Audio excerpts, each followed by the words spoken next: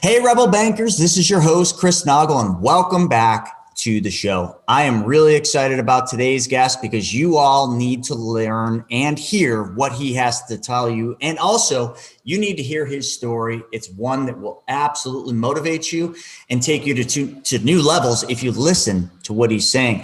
So today's guest is Sean Osborn, and Sean has a company called Thinking Big Coaching. He also has a really awesome podcast that I was on. You got to check it out, Thinking Big Podcast. But before we get to Sean's story, I want to start with all of you.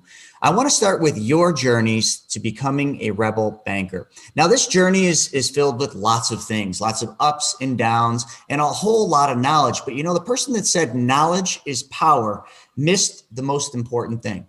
Knowledge is nothing if you don't apply it. So all of you need to take something that you learn in today's episode and you need to apply it. So I'm going to give you one little test. Okay, I want to see if you can apply knowledge. So here's some great knowledge. I'm going to give you something for free, but you got to actually take action to get it. So I'm going to give you a copy of my book, Mapping Out the Millionaire Mystery, and you can have this book completely free. And all you need to do is go to chrisnoggle.com, one index swipe up, and you can get a copy of Mapping Out the Millionaire Mystery. Now, let's see if you can take action on that, because if you can do that simple thing and get that book for free, let's see how much else you can take action on. Sean, welcome to the show. Oh, thank you, man. It's a pleasure to be here, Chris. And I can't wait to get in and start talking about some of the things. But yeah, I think without action, we have absolutely nothing. Everything takes action.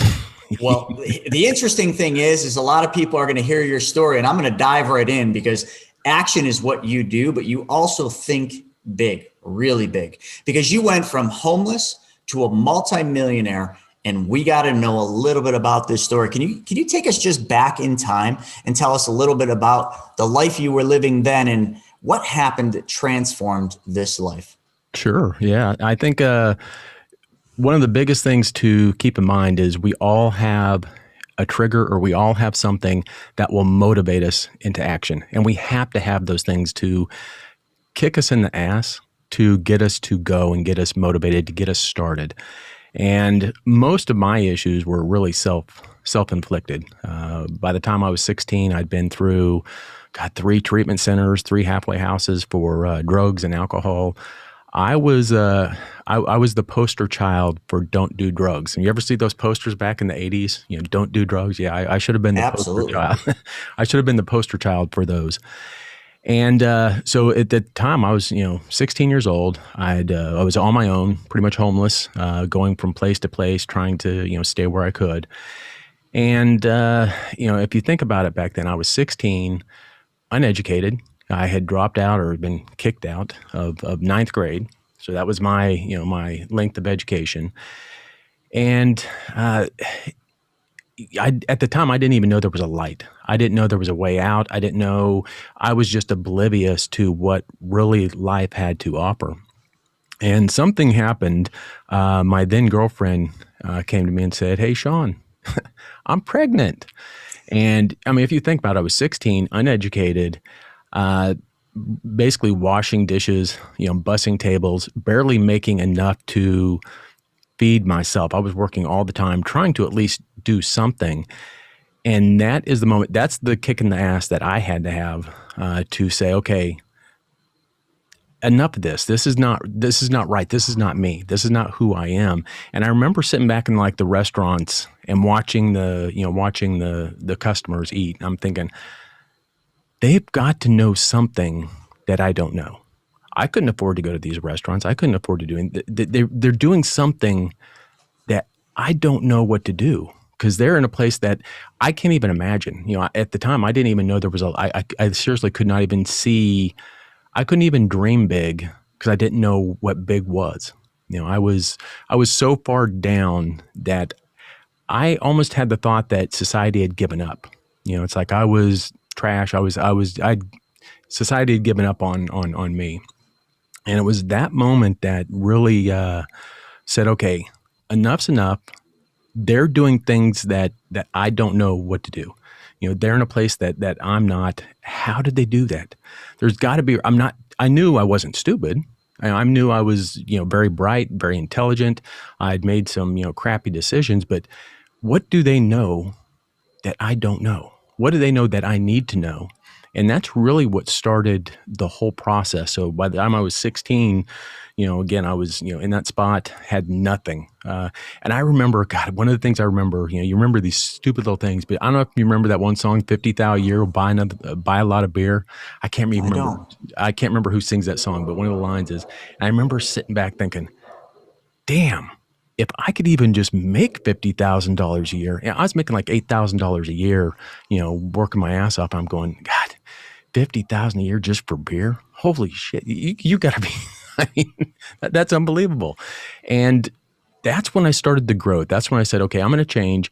And you have to make the decision. I mean, to me, that's the number one thing. You have to make the decision and you have to take that action. You have to do that.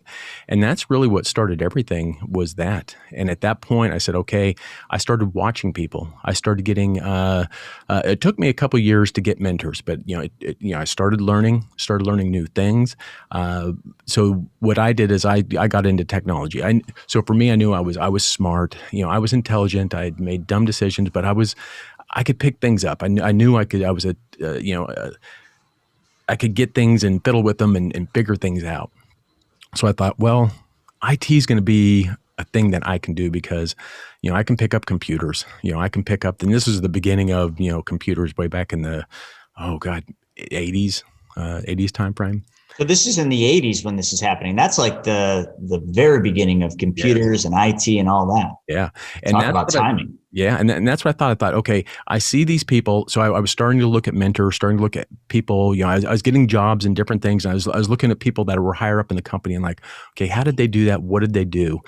And started following their footsteps. I started saying, okay, this is what they did. So I'm going to follow this. I'm going to try doing this and really worked my way up to a point where I was at least a professional. It took me, until maybe I was 23. I was a professional. I learned computer stuff and I was, doing network administration for companies. And that's when I started getting money mentors. That's when I started learning about money. I started getting mentors that were very wealthy. I started getting mentors that knew the value of money and knew what money could do.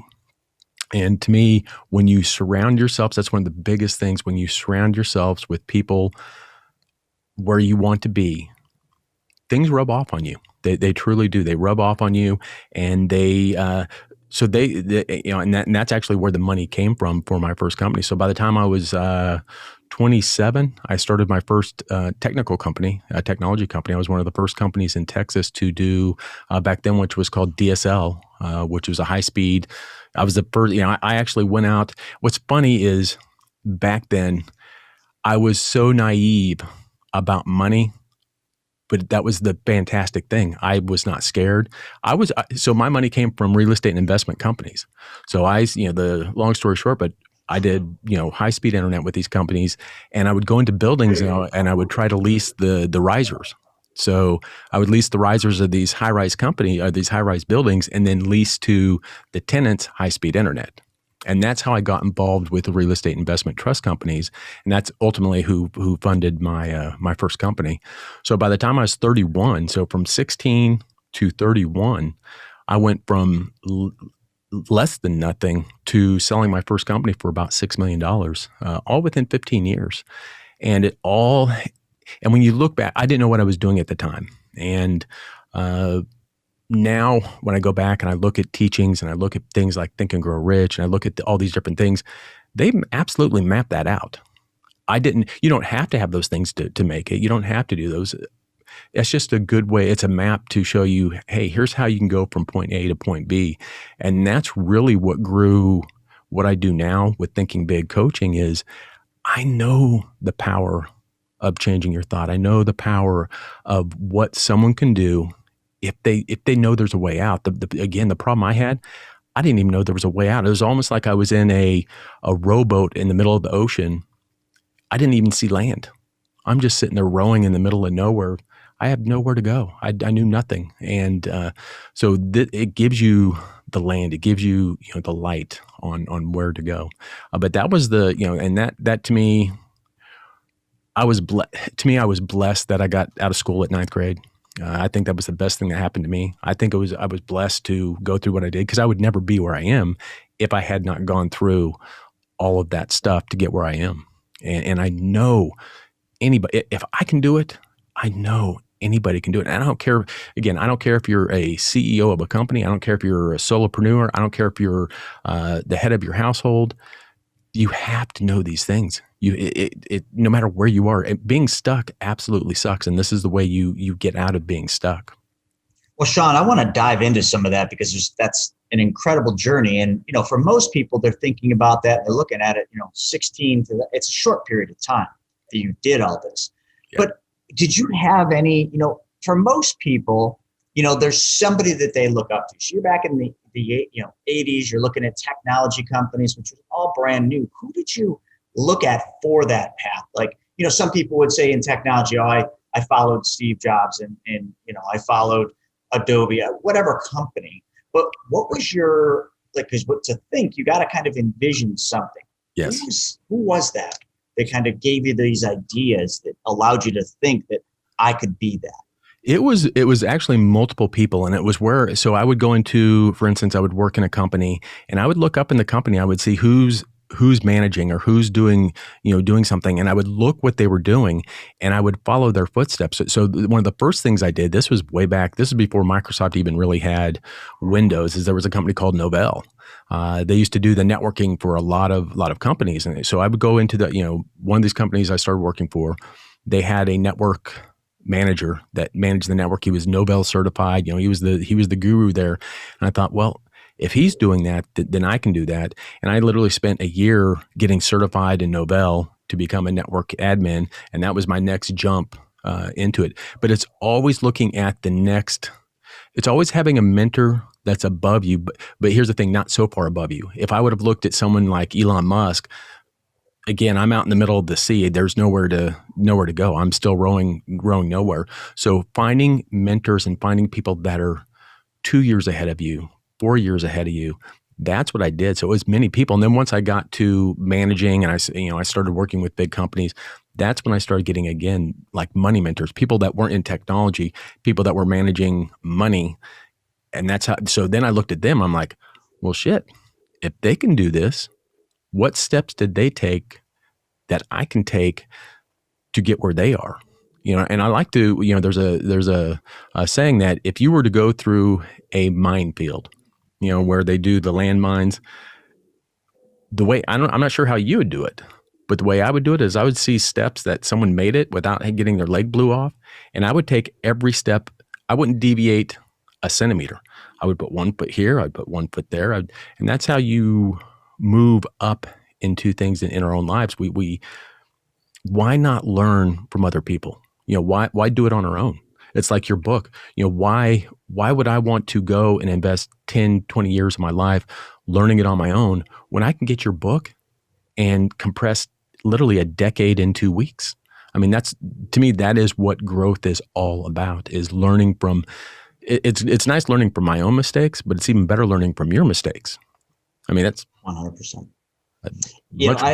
I think an interesting thing is there's a lot of people out there, these are hard times for a lot of people. Right now it's probably the biggest divide I've seen in my 43 years on this earth of, the people that have money and the people that don't. It's so blatantly obvious. There almost is no middle class anymore. So what I want to get into here a little bit is, you did something unique and I kind of did. I always had a path. I knew what I wanted and where I wanted to be. And so did you. You were like, I'm smart, technology, you were intrigued by it. You found these mentors and these people, maybe not even mentors, it's the wrong word, but these people to look up to that were 2 steps ahead of you. Right. And you just followed them, but you knew where you were going, or at least you thought that you knew where you were going in the technology space. There's a lot of people that are that person that you talk about in the rowboat out in the middle of the lake or the ocean, and there is no land. They have no idea what they're doing. They go to work every single day without any purpose or any reason to go to work outside of, I gotta pay my bills. I gotta be able to eat. I gotta be able to pay rent. When people do that and they have no destination, they're always that person that you reference in the middle, just rowing aimlessly. So how does somebody find their way when they don't know what the way is? They're just getting by, just doing what they have to do. And because it would have been hard for you to do what you did. It would have been hard for me to do what I did if I didn't have someone to look up to doing something I loved. Right. I really think there's a lot of people so lost that they don't have that. They don't even know where they're going, let alone like who to follow or what company should I go work at, to try to learn the steps so that I can someday, be one of the top guys. And Right. I'm rambling, but you get what I'm saying? Yeah. Yeah. And I think so. Over the past 5 years, I've been doing a lot of stuff, and one of my things is mindset. The mind is one of the most amazing things in this universe. And looking back and going through all these different coachings that I have, it all goes back to our beliefs. If you look around you right now, that is 100% reflection of your thoughts. That is 100% reflection of your beliefs. And I like to say, if, and you hear this in personal development, that thoughts become things. And that's absolutely true. Your thoughts become things. But here's the catch. You only think about what your beliefs are. If thoughts are king, your beliefs are the kingdom. Your thoughts will never, ever go outside the realm of your beliefs.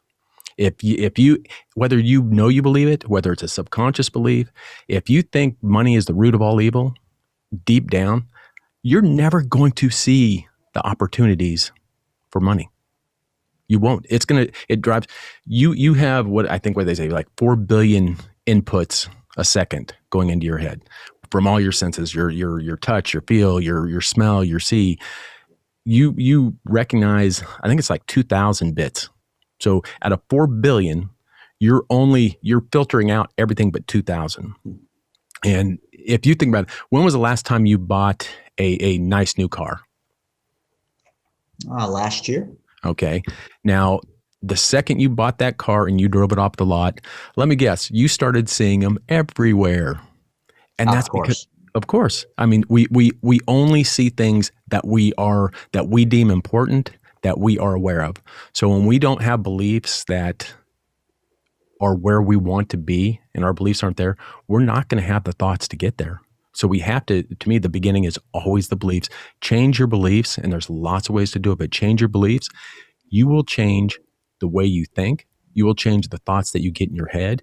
You will change the words that you use, and you will change your results.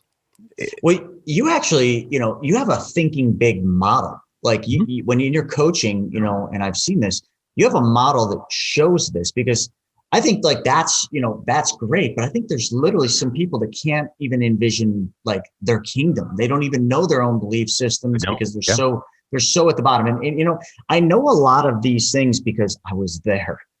I was at the bottom, and so were you. And I think a lot of people, when they're there, and I know when I was there, like your kingdom is 100% negative energy.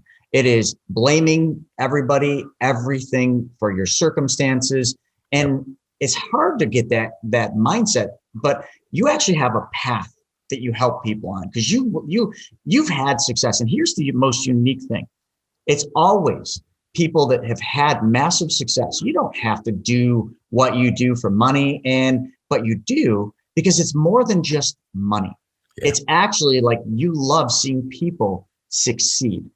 Yeah. What is this model you have, and how can we articulate that to these people that are truly lost? Their kingdom is nothing more than false, negative belief systems. And boy, oh boy, look around, they're everywhere right now. Yeah. And it's sad.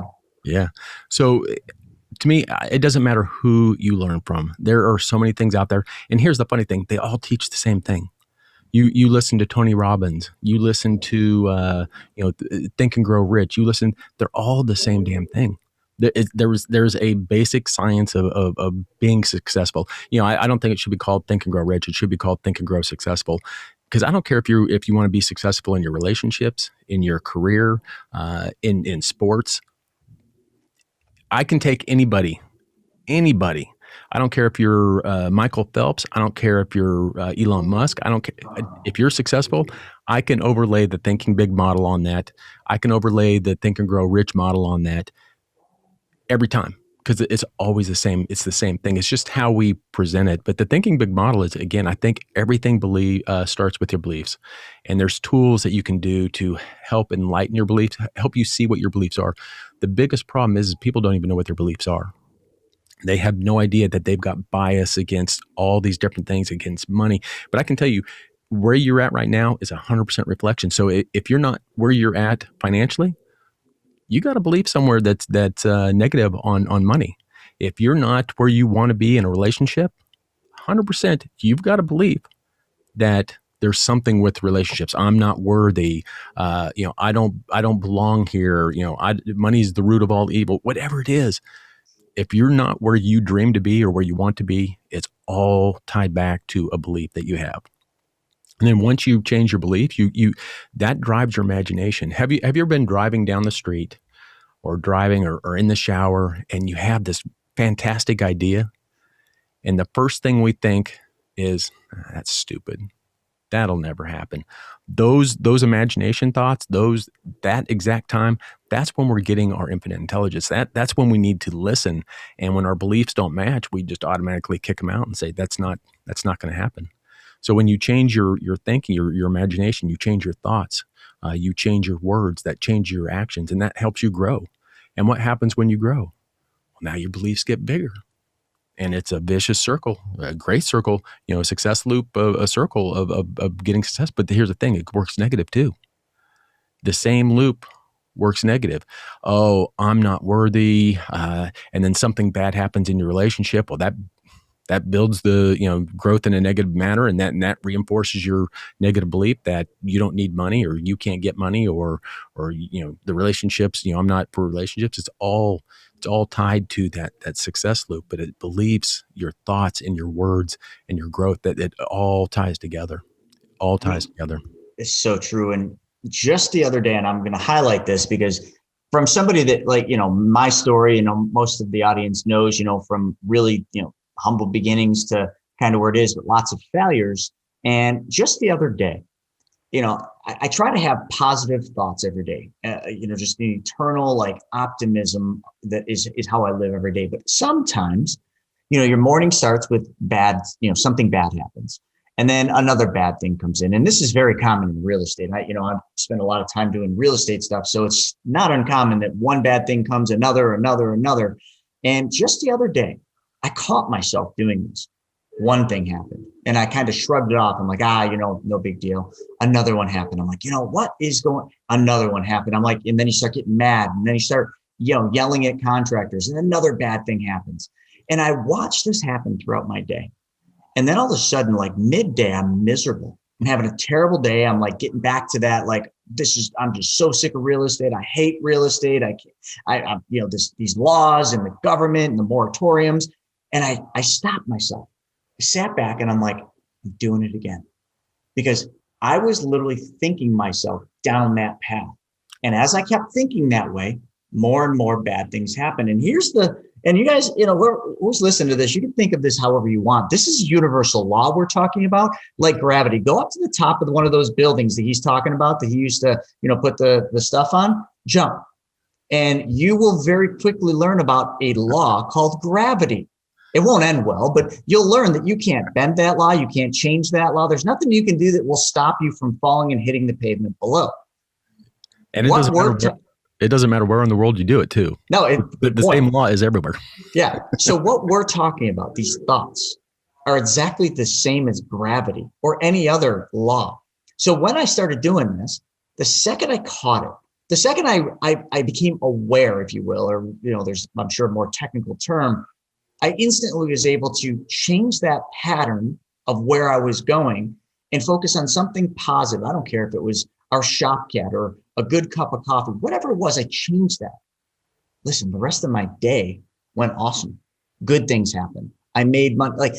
But if I didn't change that pattern, I would have spiraled down and down and down. And that's what happens every time we get in that negative space, that bad space. One thing happens, we blame other people. Another thing happens, and it sends us spiraling down. Yeah.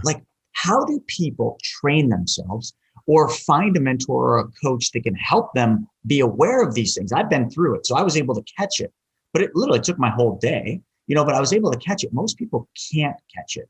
So Yeah. how do we train ourselves back? So I think the first thing is being aware of it. And, to me, I think it was Viktor Frankl, he said the only true freedom that we have is our response to a stimulus of something that happens, the government, the shit, whatever happens, and what we do.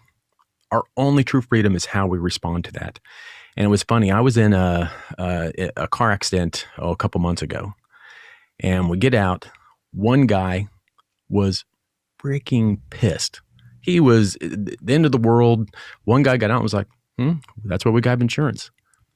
It's not the act that sends us into negative thoughts or positive thoughts. Because if it was the act, both people would have been had the same response. If it was the accident that caused that guy to be pissed, the other guy would have been pissed too. It's not the accident that caused him to be mad. It's his perception, his reaction to that input that led to his negative output. And that's what we have. We are the only thing we're in control of is how we respond and how we think of things. And that and people don't even, most people aren't even aware. We're going through life blind that we create everything we have. And here's the thing, it's not a secret. People who are successful are telling people left and right, here's what I do. Here's how I do it. But we don't have the belief, and we don't think that you're lucky. You got a lucky break, and that's why you're successful. It's not because you followed any laws. You're a lucky SOB, and that's why you're where you are. That's the only reason. It can't be any other thing but you were lucky. And once you become aware and start getting into personal development, here, we are never any bigger than we are internally.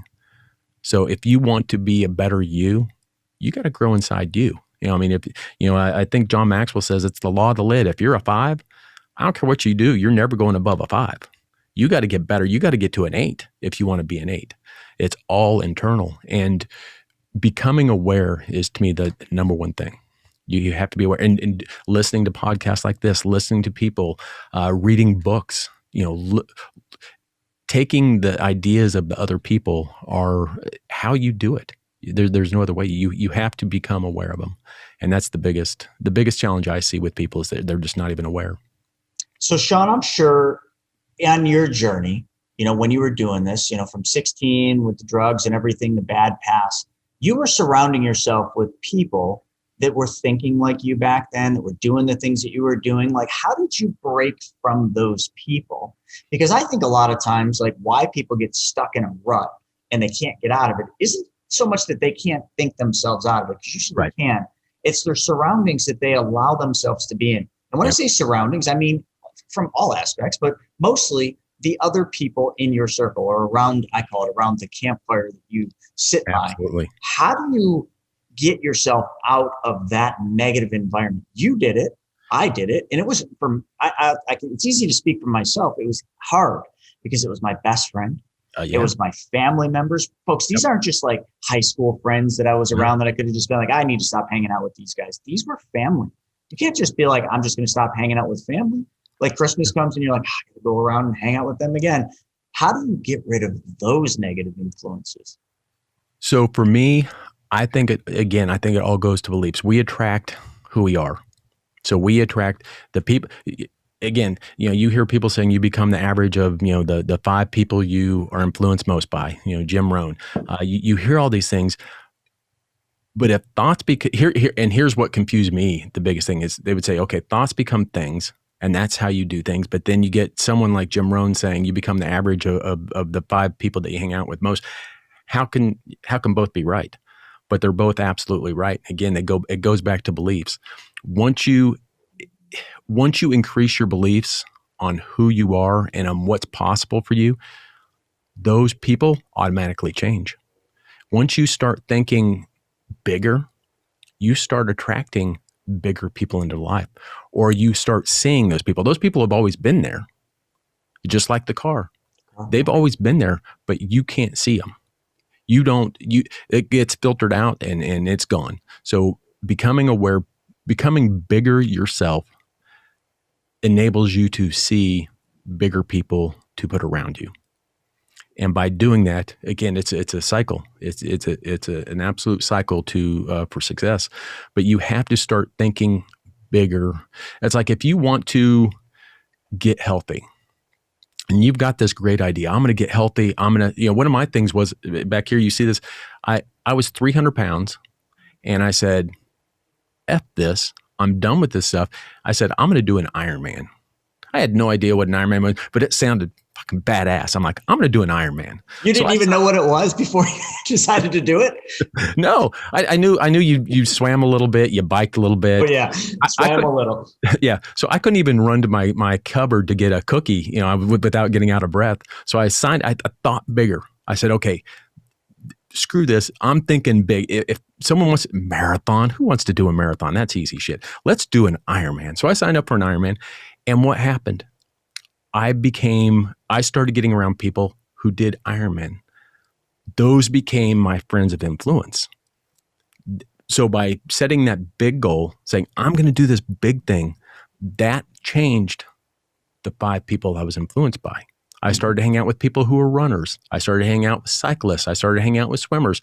Those are the people I started hanging out with because of that dream, because I thought bigger, and that dictates if you want to be a Wall Street person, you might want to start hanging out with people that know Wall Street. If you want to be real estate, you're probably going to want to, and if you think I'm going to own 100 buildings in 5 years, if you set that goal, you make that decision, you draw the line in the sand, and you say, this is it. I'm making the decision. I'm going to own 100 buildings. I guarantee within 30 days, you start meeting people that you wouldn't have seen before. They start coming into your life. So you set those goals, and that really, to me, that dictates who you see and what you see and the friends that you make. But and what was funny is when I was going through drug and alcohol, treatments, they would say, you got to never talk to your friends again. I'm like, I don't understand. That's so stupid. Mm-hmm. Why would I not want to see my friends? Why would I not do? And I just never understood the entire concept of that. But yeah, it's if you set a giant goal, I guarantee you're going to start seeing things that are in alignment with that goal. A few things I want to clarify in that. So just want to be clear. So back to the old you're overweight. You could barely run to get a cookie without getting out of breath. Like, did you just sign up? I mean, and mm-hmm. I think I understand it. You just signed up for an Ironman in that current state, correct? I had just started losing weight. So in other words, I said, okay, I'm done with this. I went to the gym and started doing, I think, a spin class. And one of the guys in the spin class was, again, this is the same as the network guy that got me to start getting better financially. I saw a guy at the front of the spin class that looked pretty damn fit. And I went up and talked to him and said, so what do you do? Well, I cycle, and we do these things called triathlons. And there's this giant one called an Ironman. I'm like, sign me up. That sounds perfect. Now he didn't look at you and be like, yeah, you might want to not go to an Ironman yet. Yeah. I didn't tell him I was going to sign up for one. I was just like, hey, that's cool. But to me, so here, I didn't care about finishing the line at an Ironman. I knew what I would have to become to finish the Ironman. It wasn't about the Ironman. It was about the journey. I knew that if I was to do that, I knew I would have to be better. I knew I would have to get better. I knew I would have to be the person that I wanted to be in order to do that. And that drove me, again, that drove the people I hung out with. That drove the things that I ate. That drove everything that I did to become that person that could do an Ironman. It took me 2 years to do it. But, it's, again, you set those goals, draw the line in the sand. You make the decision, a single decision. That was the only thing I cared about at that time. When I started my company, that was the only effing thing I cared about. When someone comes to you or comes to me and says, Sean, you're obsessed with that, I go, hell yeah, that means I'm on the right track. Because in order to be successful, I don't care if it's in real estate, you've got to be obsessed with that one thing. You can't have 10 things. You can't have 20 things. One thing that you want to be obsessed with, and you do that. You make the decision, and I'm telling you, that's where the magic happens. Yeah, you're absolutely correct. And I know personal experience, you ever see the Family Guy episode where he's like, ooh, piece of candy, ooh, piece of candy, he's picking up all those pieces of candy. A lot of people, they get on a path, let's call it real estate. And then they're like, all right, I'm going to get into flipping. But then all of a sudden they learn about burrs. They learn about, sub-twos. They learn about all wholesaling. And they're like, ooh, every one of those are a piece of candy. And each time you pick up the piece of candy, it defers your overall objective. You would have been better off just focusing on just one of those real estate concepts to get you. So for you, like you could have gone through a whole gamut of things, but in your mind, you just said, that guy's fit. You went up and you asked him and he said, Iron Man. That stuck in your head. And you're just like, I'm going to do an Iron Man. It wasn't that your mind was so fixated that I'm going to do an Iron Man and win. It was just the act of actually saying, I'm going to do an Iron Man. And that triggered the next step and the next step and the next step and the next step. And then you did. And now I know you do tons of those in triathlons and all that crazy stuff you do. But like, I just want the audience to understand that like, you don't make it a conscious decision in your mind thinking that you're going to do that. And that's going to be like, you're going to be the best at it. You make the decision first to do it. And the rest will happen because you're focused on the end goal. You're focused on that one thing, the belief or whatever you call it. I know like in my journey, like I was in Wall Street, but I had a lot of failures in Wall Street. But in Wall Street, I surrounded myself around successful people. Like all the advisors I was with were successful, but they weren't multimillionaires. They weren't billionaires. And, some of the people we worked with were billionaires. And what I noticed is those billionaires were totally different than the people I was surrounding myself with. And I said, so how do I get around them? How do I learn what they do? And, at first I thought it's a daunting task. Like I didn't know any billionaires. And then all of a sudden when I don't, have you ever like had that moment where in your life where like someone tells you that guy's a billionaire and all of a sudden you put them on this giant pedestal, but then all of a sudden, you're just like, oh God, I wish I could just like meet him. And meeting a billionaire is easier than meeting somebody that like, works a 9 to 5. Like you just go up and you just say hi and they'll just talk to you. It's weird. But then all of a sudden, once you realize that, you just knock that wall down. You're like, if this billionaire was that easy to talk to, and we just like took a walk down the beach and just talked about anything, like, are they all like that? And then you do another, you meet another one. You're like, oh, he's a billionaire. I wonder if and they are. But then all of a sudden, like that false belief that you had in your head of like, it's so difficult to talk to a billionaire and learn what they did to get there. But as soon as that misbelief, that disbelief of like that, the difficulty of talking to them is gone, man, you could just go out and find as many billionaires as you want and just ask them all whatever you want. Yeah. It doesn't matter what you're searching for. I'm talking about billionaires because I'm in the money space, but I used to be that guy with a piece of candy. I tried being everything and I got nowhere. And then when I finally said, I'm just going to be one thing and I want to be the best at it and I want to be like this guy. And then I figured out my perfect day. That was the most pivotal thing. Yep. So actually, if I may, because you're the perfect guy to ask, a lot of things in my life went wrong. Even when I was having success, I had a mentor that once said, and I was just starting to work with him, and he was kind of a prick. I'm not going to lie. And I remember the first call, he's like, why do you work so hard? Because I was working 15-hour days. And I said, I came up with all these excuses. He said, no. Why do you work? Why do you do what you do? Why are you working this hard? What for? And I gave him all these reasons. And he kept saying bullshit. Absolutely. Like, come on. Like, if you can't tell me why you're working, then we can't work together. And finally, I'm just like, listen, just tell me, like, what do you want from me? I said that to him. And he said very simply, he says, I want you to tell me what your perfect day looks like so that I can help you get to it.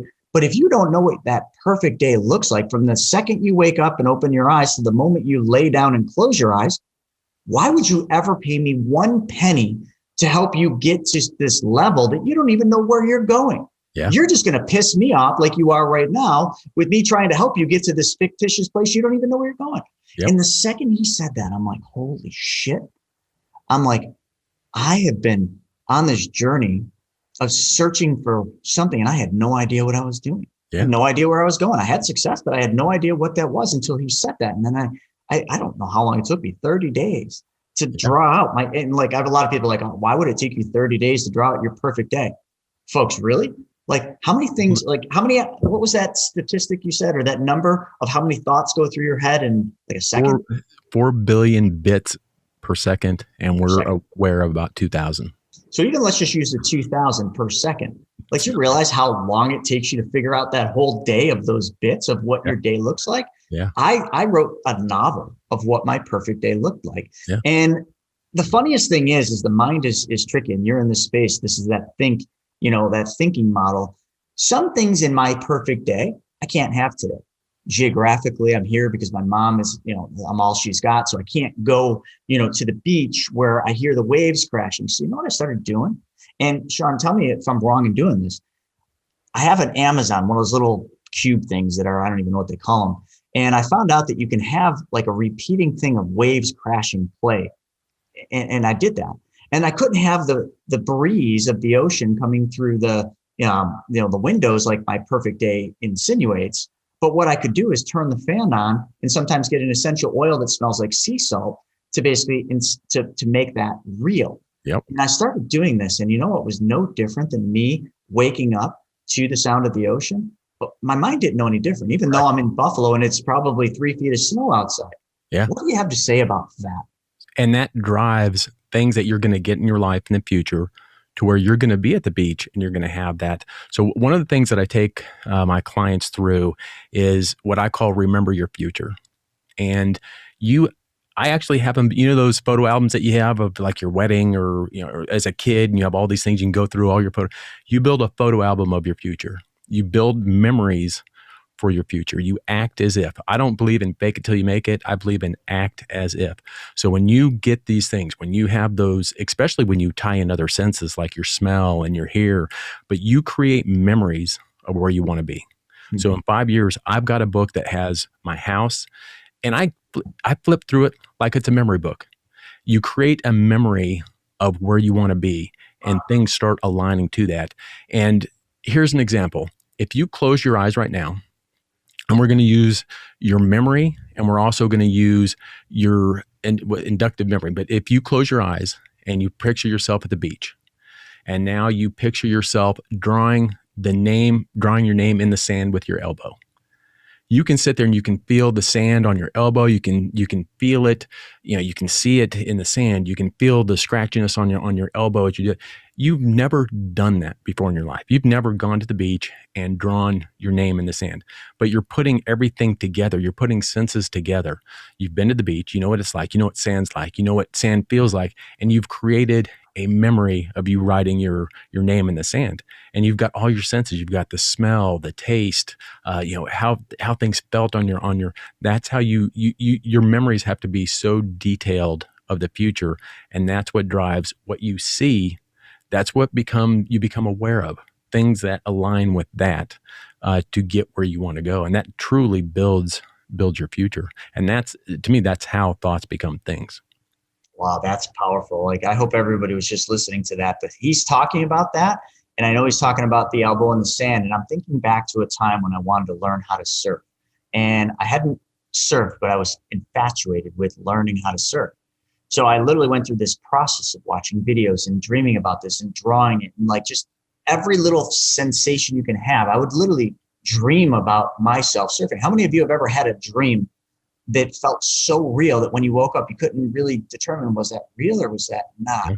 That was me with surfing. So the day I was out in Del Mar Beach, California for an event, and I paddled out, even though it was my first time ever surfing, I felt like I'd done it before. I felt like I knew how to surf. I felt like it was just another day out in the water. It was my first time.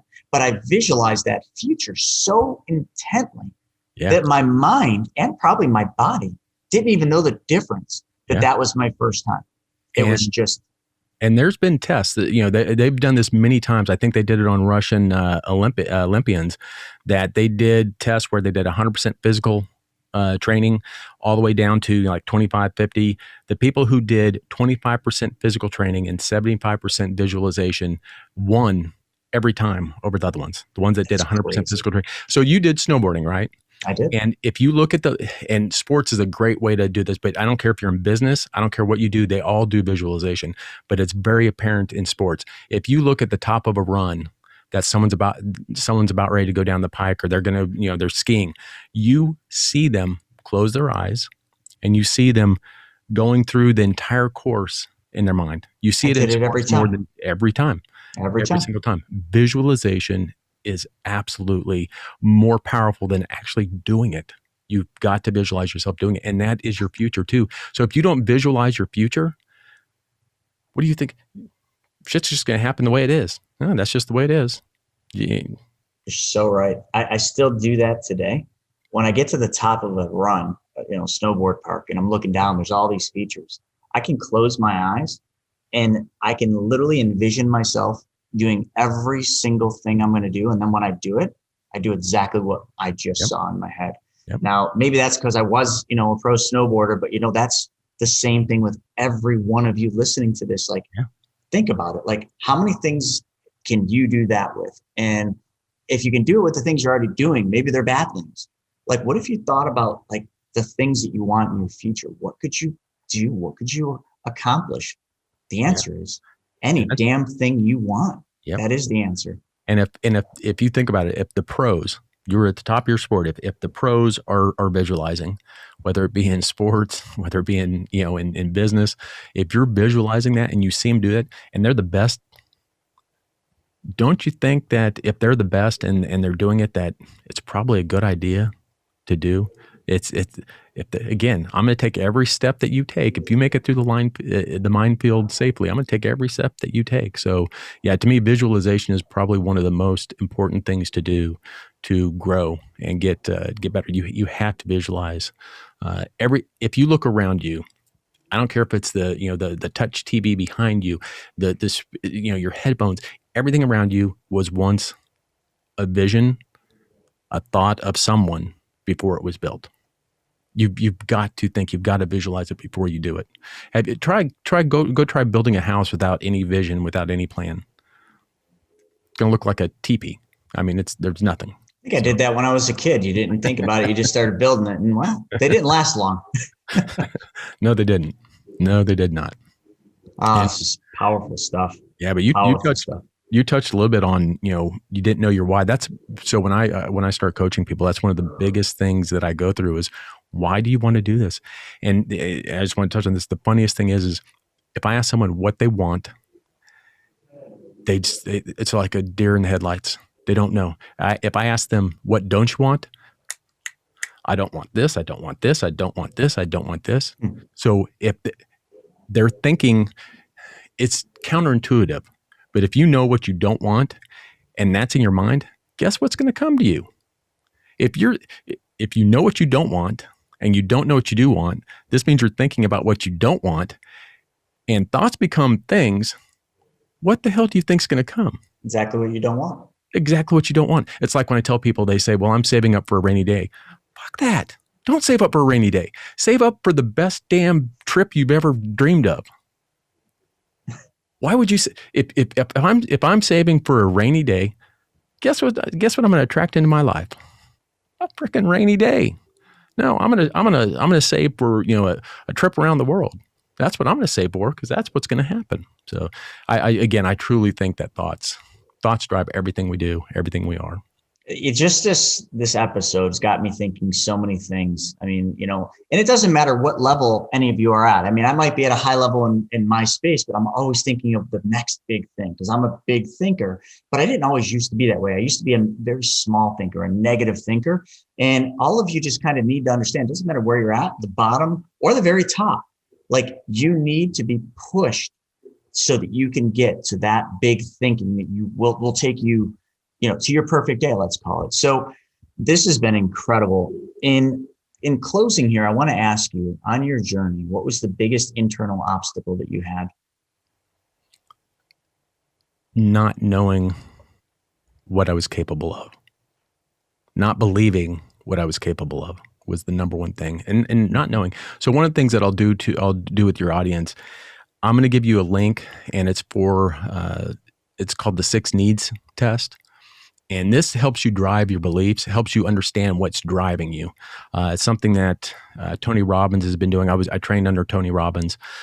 Something that he does. It's called the 6 Needs test. We are all driven by these 6 needs. Everything we do, every single human being is driven by these 6 needs. And how we go about getting those needs met.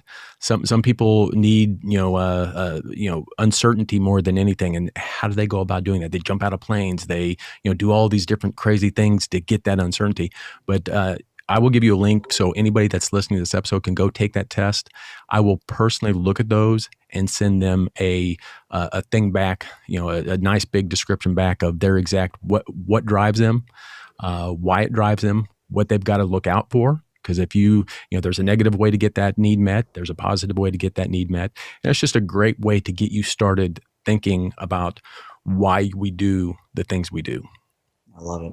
So Sean, we're going to put up all these links. We're going to do you've got a free gift for the audience too listening. It's there's a 14-day challenge. We're going to put the link in there for that. We're going to, put all your contact info because folks, listen, like, I don't care what you think about, this thinking big concept, but it has changed just about every person's life that applies it, and it will change yours. And if you just need that coach to push you out of that way, which actually I'm going to tell you, you do need a coach. I needed one. You can't sometimes do it yourself because you're in that rowboat rowing aimlessly. You need to know where the land is.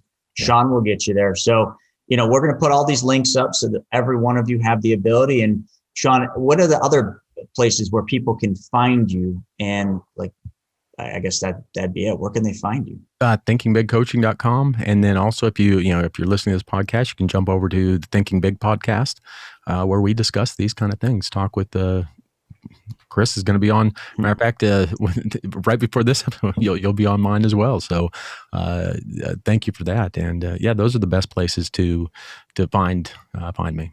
Awesome. Well, folks, I hope you enjoyed this episode. It was a real treat to have Sean on. He's not an easy guy to get on a podcast. So take action on this. We talked about that earlier. Your journey to becoming a rebel banker isn't just getting knowledge. It's taking action on that knowledge. So please take action on these links that we're going to put in the description and have Sean help you get to your perfect day. Thank you all for joining us for another episode of the Real Estate Money School. And Sean, thank you for joining us. Thank you. It's been a pleasure, Chris. And I can't wait to get my book.